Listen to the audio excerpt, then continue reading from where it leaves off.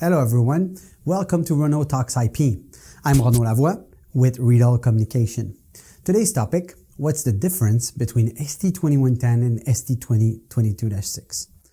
So you hear a lot about those two, video, SDI over IP, you hear gateways, but what's the main differences of those two standards? And what's the use cases as well? And which one apply to your application?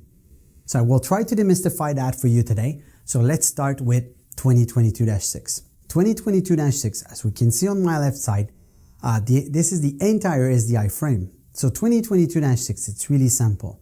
We take the SDI, entire frame, blankings, active video, audio, ancillary, and we packetize that to send it over the IP.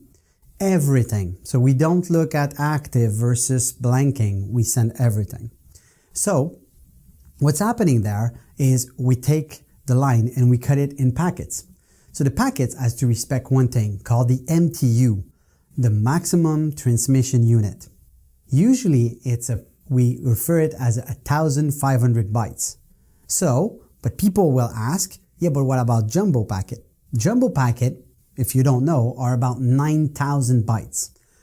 They are not supported in 2022-6 nor in 2110. So we did an implementation for a customer with the jumbo packet, but this was a specific use cases. I will say avoid to do that to keep the interoperability in those standards. So I explained to you that the 2022 took all the content and sent it on one multicast unicast flow. So let's talk about unicast for a minute and multicast. So the unicast are, as the name stated, it's a one sender to multiple destination. Cool thing with IP, it's enabled us as a broadcast to remove this distribution amplifier because I go from one to multiples. So now here's the downside of it.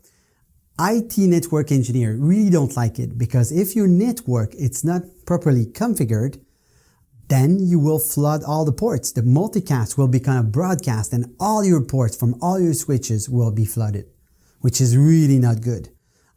So in a studio, it's accepted for the video and ancillary and audio, it's accepted that we can use multicast. But in the cloud or in the wide area network, try to avoid that, they will never pass. There's progress to make them pass in a cloud and wide area network. But like I said, IT engineers don't like them. Unicast, on the other point, it's a point-to-point connection. So you're good for cloud, you're good for wide area network. So let's go back to 2110 now. So 2110, again, my SDI frame, we remove the blanking. We keep the audio, we keep the ancillary, and we keep the active video. We call this protocol SN splitting. We'll split those three flavors and send them on three different flows. Of course, if you look at about the audio, you may say, okay, but I want to send it to more than just one multicast or unicast. And this is right. So there's another Renaud Talks IP where I will address what's the good number of the audio multicast or unicast flows. So if we summarize before going to the next step, what's 2022-6? A direct mapping of SDI to IP. And what is 2110? SN splitting, breaking apart audio, video, and ancillary. So that's the main difference. Now, let's talk about the 2110 parts. 2110, it's really complex. So they break it in different parts. So the part 10, it's called the system timing. So system timing will define the PTP under 2059-1 and 2 to realign your essence. The -20, it's there for the uncompressed video. -21 was the shaping of uncompressed video. We did a Renaud Talks IP about the narrow and the wide sender. That's exactly -21. So -22, it's the compressed, it's the container for your compressed video. Meaning that we don't define which codec you can use. We define the container, how to send it in your network.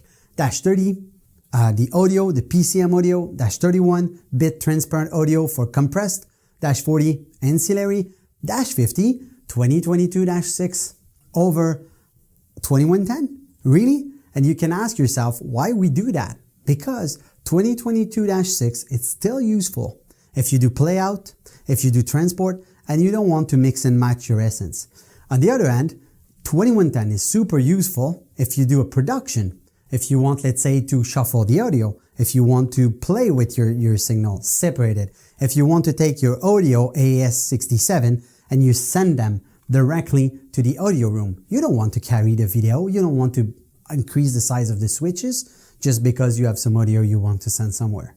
So that's the main difference of those two. That's the use cases of those two. So I hope this was really good for you. I hope you learned something today. Please feel free to send me any question, any comments you had on IP. I will be pleased to answer that in my future Renaud Talks IP. And for more information, please visit RIEDEL.net. I wish you a good day. Thank you.